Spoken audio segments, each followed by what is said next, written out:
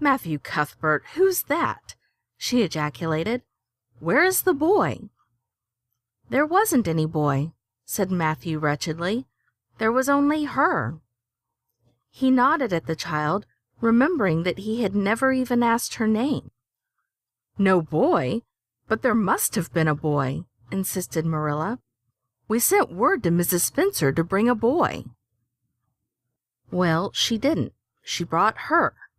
I asked the station master, and I had to bring her home.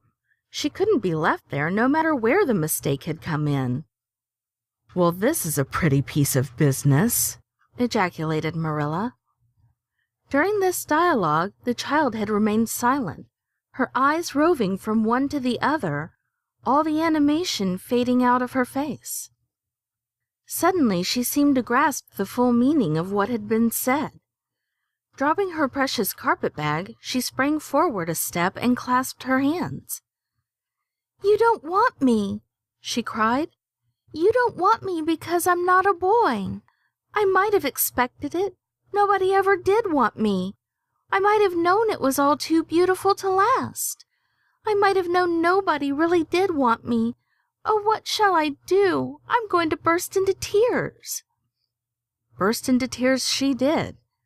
Sitting down on a chair by the table, flinging her arms out upon it and burying her face in them, she proceeded to cry stormily. Marilla and Matthew looked at each other deprecatingly across the stove. Neither of them knew what to say or do. Finally, Marilla stepped lamely into the breach. "Well, well, there's no need to cry so about it." "Yes, there is need."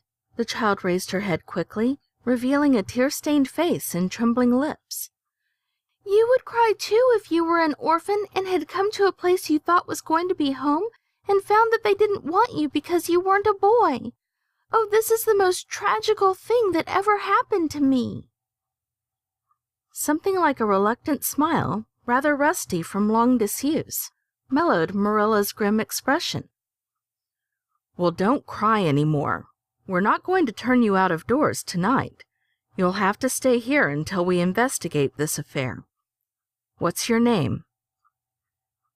The child hesitated for a moment. "Will you please call me Cordelia?" she said eagerly. "Call you Cordelia? Is that your name?" "No, it's not exactly my name, but I would love to be called Cordelia. It's such a perfectly elegant name." "I don't know what on earth you mean. If Cordelia isn't your name, what is?" "Anne Shirley," reluctantly faltered forth the owner of that name.